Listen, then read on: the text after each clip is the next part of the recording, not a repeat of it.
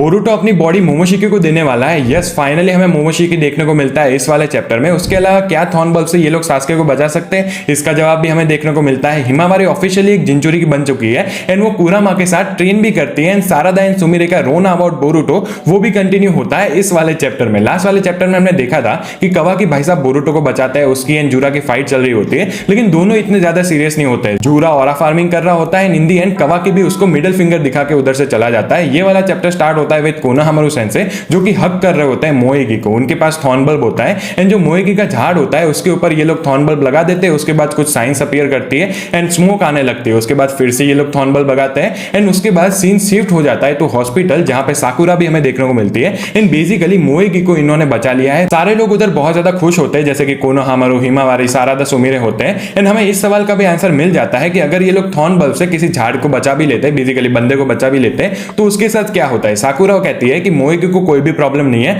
हाँ उसको थोड़ा माल न्यूट्रिशन है, उसको रेस्ट की जरूरत है, लेकिन उसके इंटरनल ऑर्गन्स में कोई डैमेज नहीं है एंड बेसिकली वो बिल्कुल फाइन हो जाएगी अगर वो थोड़ा रेस्ट लेगी। एंड अगर सास्के को भी ये लोग बचा लेते हैं थॉर्न बल्ब से, उसका मतलब है कि अपने सास्के भाई साहब एक्चुअली में बच सकते हैं, जो कि बहुत ज्यादा अच्छी चीज है। उसके बाद हम अपने गारा भाई साहब को भी देखते हैं एंड वो लोग भी कहते हैं कि गारा भी बिल्कुल ठीक है, उसने सीलिंग जुत्सु यूज किया था, इसकी वजह से अभी वो थोड़ा वॉर्न आउट है एंड अगर वो भी रेस्ट लेगा तो वो बिल्कुल ठीक हो जाएगा। शिकामारू भाई साहब को एल्डर्स बुला रहे होते हैं एंड उधर से सीन शिफ्ट हो जाता है तो अपने Sarada and Sumire, by the way yes, अपने जो शिंकी भाई साहब होते हैं वो भी नॉर्मल हो चुके हैं। अभी जैसे मैंने तुम्हें इंट्रो में कहा था, इनका रोना बहुत ज्यादा चलता है, मतलब इतने सारे पेजेस थे ना इनके। फर्स्ट ऑफ ऑल तो अपनी सुमिरे उधर आती है ना, जैसे हमें पता है वो लोग उसको क्लास रैप बुलाते हैं, तो सुमिरे भी यही कहते हैं कि कब तक तुम मुझे क्लास रैप कहने वाले होते हैं। सारादा फाइनली उसको सुमिरे करके बुलाती है एंड अपनी फीलिंग्स की बात कर रही होती है। पहले तो वो मिशन की बात करते हैं, सारादा भी यही कहती है कि पहले तो मैं बस उसे एक टीममेट की तरह देखती थी, लेकिन पता नहीं कब मैं उसके बारे में और भी ज्यादा सोचने लगी एंड मैं सोचती ही रही एंड मुझे पता ही नहीं चला कब मैं उसको पसंद करने लगी। अगर तुम्हें नहीं याद है तो सारादा एंड सुमिरे पहले भी इसकी बात कर चुके हैं एंड तब सारादा यही कह रहे होते हैं कि नहीं भाई मेरे दिमाग में तो ऐसा कुछ नहीं है, मुझे तो बस होकागे बनना है।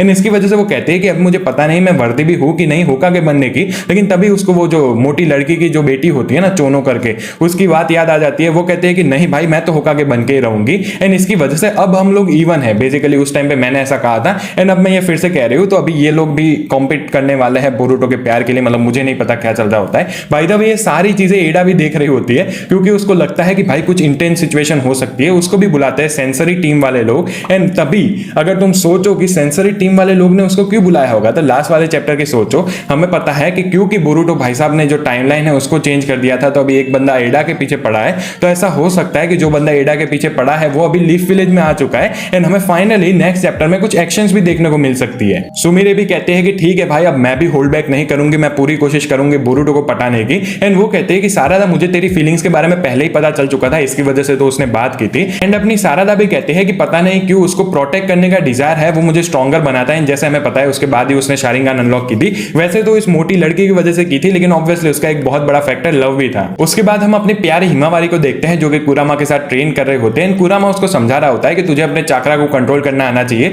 बस अपनी स्ट्रेंथ को यूज मत कर। चाकरा को अगर तू कंट्रोल करेगी तो जो ऑर्डिनरी निंजा होते हैं ना उससे बहुत ज्यादा आगे जाएगी। उसके बाद इनके एक फाइटिंग पैनल भी हमें देखने को मिलती है जहां पे बेसिकली कुरामा ऑब्वियसली उसको धो रहा होता है। उसके बाद हम एक सारादा एंड सुमिरे की पैनल देखते हैं जहां पे नरेटर ने लिखा होता है टू दोस गर्ल एंड उसके बाद हम एक बोरुटो की पैनल देख रहे होते हैं जो कि बेसिकली जो अपनी हिमावारी है उसको ही देख रहा होता है। हिमावारी कुरामा को बुला रही होती है एंड वापस से उनकी थोड़ी बात चल रही होती है। बेसिकली यहाँ पे कुरामा उसको ये समझाने की कोशिश कर रहा होता है क्योंकि तू एक जिंचुरी की है तो तुझे खुद को एक चाकरा की तरह ही सोचना पड़ेगा। बेसिकली हिमावारी यही कह रही होती है कि देख भाई मैं भी निंजा हूं, मुझे भी आता है चाकरा कंट्रोल वगैरह वगैरह, लेकिन कुरामा उसको कहता है कि देख भाई तू मेरी तरह है, बेसिकली एक तू जिंचुरी की है, इसका मतलब है कि तेरा जो सेंस होगा ना वो चाकरा का ज्यादा क्लोजर होगा टू मी, बेसिकली एक टेल बीस की तरह या फिर जूरा की तरह। तो एक ऑर्डिनरी निंजा नहीं है, तुझको यही बात समझनी पड़ेगी। हमारा जो ऐसा चाकरा है ना बहुत ज्यादा, तुझे उसको अच्छे से यूटिलाइज करना आना चाहिए। एंड उसके बाद ही हम देखते हैं अपने बोरुटो भाई साहब की पैनल एंड वो किससे बात कर रहा होता है, जैसे मैंने इंट्रो में कहा था मोमोशिकी से। यहाँ पे बोरुटो मोमोशिकी से मदद मांग रहा होता है। वो कहता है कि मुझे तेरी स्ट्रेंथ चाहिए, लेकिन ऑब्वियसली मोमोशिकी उसको डिनाई कर देता है कि चल भाई इधर से भाग जा।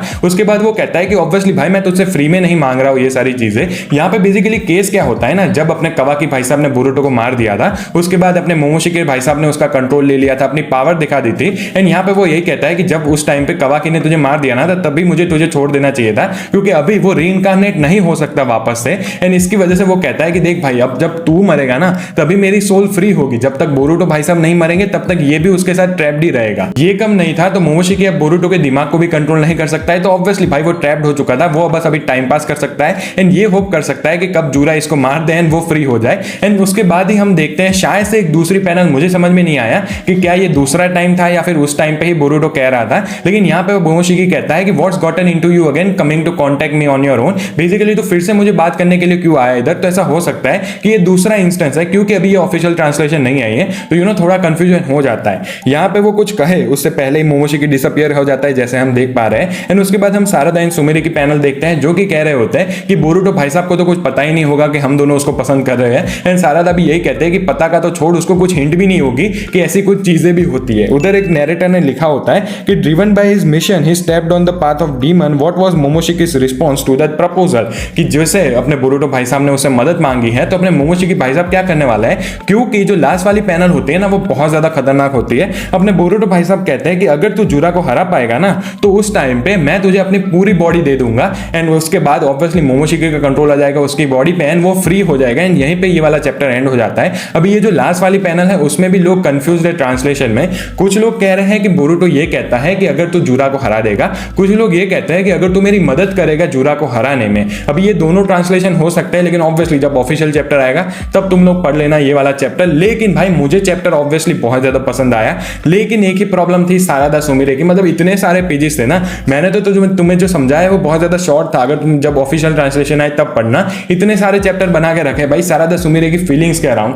मतलब भाई वो काइंड ऑफ डिसअपॉइंटिंग था कि एक महीने वेट करके ये पढ़ो, लेकिन एंड वाली पैनल्स बहुत ज्यादा अच्छी थी। हिमावारी की बात कर लो तुम लोग, या फिर अपने बोरुटो भाई साहब की बात कर लो। मोमोशिकी भाई साहब का फाइनली अपीयरेंस हो चुका है 25 चैप्टर के बाद। बेसिकली ये 25th चैप्टर था टू ब्लू वॉर्टेक्स की सीरीज में। एंड भाई बहुत ज्यादा मजा आने वाला है अगले कुछ चैप्टर्स में। मुझे लगता है कि हमें एडा की फाइट देखने को मिलेगी। तुम्हें कैसा लगा चैप्टर मुझे कमेंट्स में जरूर बताना। वीडियो पसंद आए तो लाइक कर देना, चैनल पर नहीं हो तो do subscribe. Thank you so much for watching, bye bye.